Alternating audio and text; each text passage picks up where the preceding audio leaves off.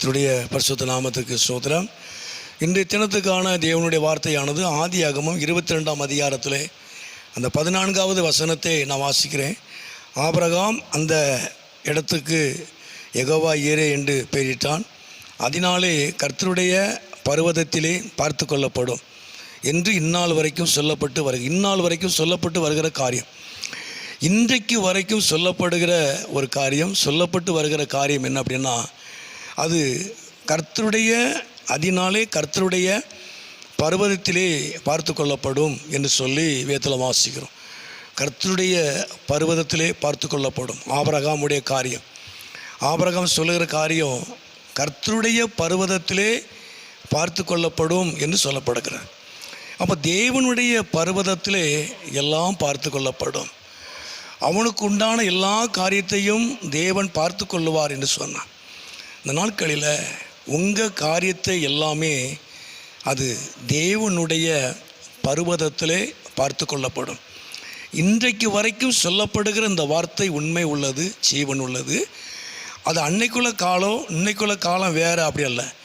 இன்றைக்கு வரைக்கும் இந்நாள் வரைக்கும் சொல்லப்பட்டு வருகிறது என்ன என்றால், ஒரு தேவ பிள்ளையினுடைய எந்த ஒரு காரியமானாலும் அது தேவன் பார்த்து கொள்கிறவராக இருக்கிறார். அது கர்த்தருடைய பர்வதத்திலே, அது தேவ சமூகத்திலே பார்த்து கொள்ளப்படும். ஆனால் ஆபிரகாம் சொல்லுகிற காரியம் அதுதான். ஆனால் அவன் என்ன செஞ்சான் அப்படின்னா, அதாவது தேவன் தனக்கு குறித்த இடத்திற்கு கடந்து வந்தான். தேவனுடைய வார்த்தைக்கு கீழ்ப்படிந்து வந்ததுனால, தேவனுடைய வார்த்தைக்கு அவன் கீழ்ப்படிந்ததுனால, தேவனுடைய வார்த்தையின்படி அவன் செய்ததுனால தேவன் அவனுக்கு உண்டான காரியத்தை அவர் பார்த்து கொண்டார்.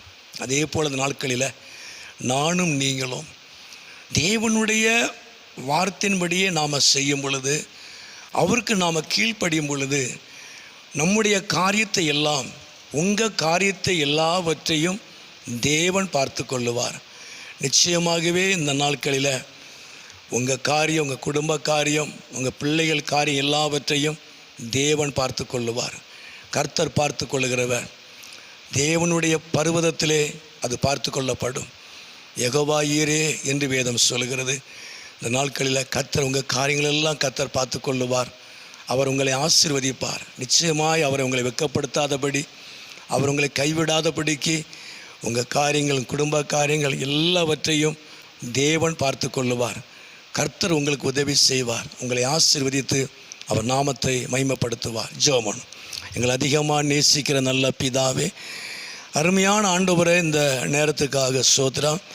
இந்த சத்தத்தை கேட்குற ஒவ்வொரு பிள்ளைகளையும் குடும்பங்களையும் கர்த்தர் ஆசீர்வதித்து உம்முடைய நாமத்தை மகிமைப்படுத்தும்.